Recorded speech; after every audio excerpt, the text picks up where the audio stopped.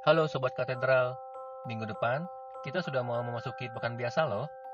Artinya masa Natal secara liturgi hampir berakhir. Tapi, sebelum kita beranjak ke masa biasa, yuk kita lihat dulu salah satu perayaan minggu lalu yang menjadi bagian penting dalam masa Natal ini, yaitu Hari Raya Penampakan Tuhan.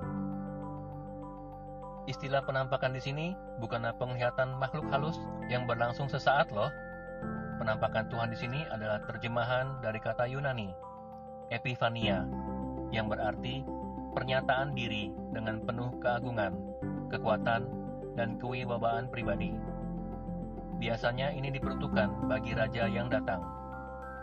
Nah, minggu lalu, lewat bacaan dari Matius bab 2 ayat 1-12 tentang kisah kedatangan 3 orang bijak dari jauh, kita diajak untuk ikut serta mengenali, mencari, dan memberi penghormatan kepada raja yang baru lahir, dan akhirnya kembali dengan penuh sukacita.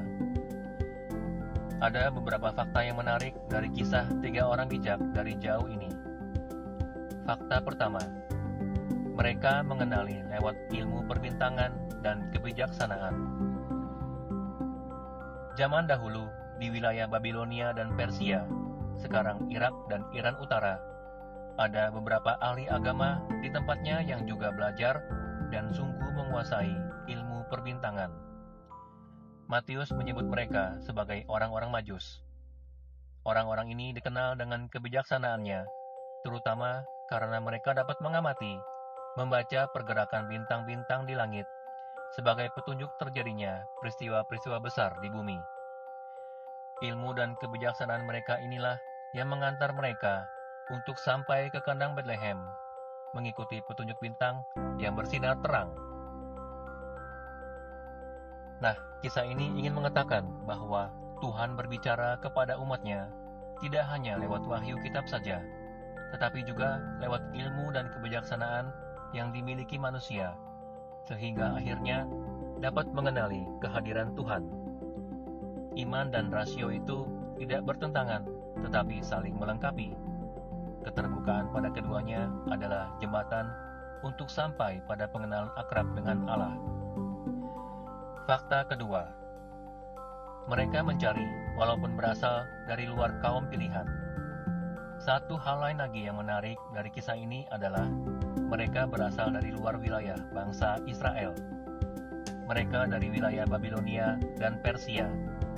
Lewat kisah ini, Injil Matius juga ingin menunjukkan bahwa Allah juga berkomunikasi bukan hanya untuk satu bangsa saja, tetapi untuk semua orang, lewat caranya yang unik.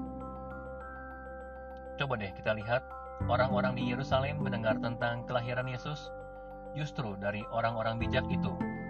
Sesudah itu, barulah mereka mulai sibuk mencari dalam kasanah teks keramat mereka sendiri. Matius mau memberitahu bangsanya yang banyak menutup diri dan malah kurang mendalami tradisi keramat mereka sendiri. Wah, langka banget ya Matius bisa berpikir secara kritis di masanya. Apakah Matius juga mempunyai maksud agar orang-orang sebangsanya sadar bahwa mereka bukan satu-satunya umat yang diperhatikan Tuhan ya? Dalam perjanjian lama sebenarnya sudah dikatakan, walaupun caranya agak berbeda. Misalnya, Yesaya bab 60 ayat 16 menegaskan bahwa bangsa-bangsa bukan Yahudi akan berduyun-duyun ke Sion, yakni tempat Tuhan bertahta, tempat Ia menyinarkan terangnya. Maksudnya, Tuhan itu bukan hanya bagi satu bangsa saja loh. Ia hadir untuk semua umat manusia, dan Ia dapat dikenali oleh siapapun yang membuka hati pada kehadirannya. Saling berdialog antar umat beragama akan semakin membantu pengenalan akannya yang lebih dalam, seperti halnya yang dilakukan 3 orang Majus itu dalam pencarian. Fakta ketiga, mereka membawa persembahan sebagai bentuk penghormatan. Masih ingatkah teman-teman nama 3 orang Majus yang memberi persembahan? Ya, mereka adalah Gaspar, Baltasar, dan Melkior. Nama Gaspar, Baltasar, dan Melkior itu sebenarnya dikenal hanya di wilayah Kekaisaran Romawi sebelah barat. Di wilayah lain, nama mereka berlainan. Jumlah mereka juga berbeda-beda. mulai dari 2 hingga 12 orang. Maka Matius hanya menyebut mereka sebagai orang-orang Majus dari timur yang membawa 3 macam persembahan, yakni emas, dupa, dan mur. Kenapa yang dipersembahkan emas, dupa, dan mur? Bisa jadi Matius teringat akan perkataan Yesaya bab 60 ayat 6. Mereka semua akan datang dari Sheba, akan membawa emas dan dupa, serta memberitakan perbuatan masyhur Tuhan. Dalam tradisi gereja awal, emas dihubungkan dengan kedudukan mulia Yesus sebagai Raja, kemudian dupa dengan martabat ilahinya, sedangkan mur dengan wafatnya sebagai manusia nanti yang dipakai dalam merawat jenazah sebelum dikuburkan. Persembahan itu menandai terjalinnya hubungan antara orang-orang yang bukan dari kalangan Yahudi dengan pemimpin umat Tuhan yang baru lahir ini. Iman dan berkatnya mengatasi ikatan-ikatan bangsa dan kedaerahan. Rekonsiliasi adalah kunci. Fakta keempat, mereka kembali dengan sukacita dengan tetap menjadi diri mereka. Awalnya para Majus itu bingung loh, dan akhirnya singgah di kediaman Raja Herodes untuk mencari informasi perihal bintang timur itu. Ketidaktahuan Herodes mengenai pertanyaan para Majus membuatnya meminta petunjuk pula kepada para ulama di Yerusalem. Lalu Herodes meminta para Majus agar mencari bintang itu di Betlehem. Isyarat bintang yang mereka lihat di timur cocok dengan pemahaman para ulama di negeri yang mereka datangi, sehingga mereka bersukacita karena mendapatkan jalan yang benar-benar akan membawa mereka kepada Dia yang mereka cari. Setelah bertemu dengan bintang timur itu, para Majus diperingatkan dalam mimpi supaya jangan kembali kepada Herodes. Para Majus menuruti isyarat tersebut. Mereka kini sudah berada di pihak raja yang baru lahir. Selain itu, mereka juga menyadari muslihat Herodes yang ingin mencari tahu di mana persisnya tokoh yang dianggapnya bakal menjadi saingannya itu.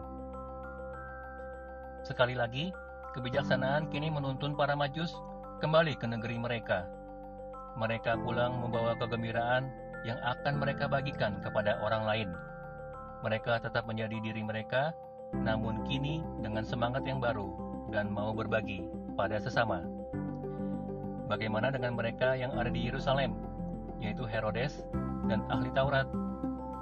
Mereka tetap terkejut dan tidak tahu apa yang sebenarnya terjadi, karena mereka menutup diri dan kehilangan kepekaan akan cara Tuhan berbicara kepada mereka. Malahan sebaliknya, mereka menganggapnya sebagai ancaman. Bagaimana dengan kita? Apakah kita akan tetap menjadi orang yang hanya bisa terkejut dan kehilangan kepekaan akan Allah yang berkomunikasi? Atau kita mau menjadi orang yang bisa terbuka, lalu mau mengenali, mencari, dan kembali dengan penuh sukacita? Pilihan ada di depan kita, dan dengan bekal itu, kita esok akan menatap masa biasa di mana Yesus berkarya dalam hidup sehari-hari. Yuk kita belajar untuk menerima dan mengikuti kehendak Tuhan di dalam hidup kita.